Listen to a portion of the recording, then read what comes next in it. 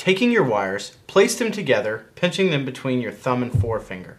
Next, taking a pair of pliers, twist the ends of the wires together clockwise.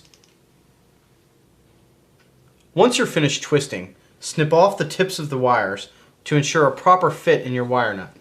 Next, taking your wire nut, push it onto the ends of the wires, twisting it clockwise. Once this is done, take a piece of electrical tape and wrap it clockwise around the wire nut and the wires to prevent them from becoming loose. And there you have it, a good, safe wire connection.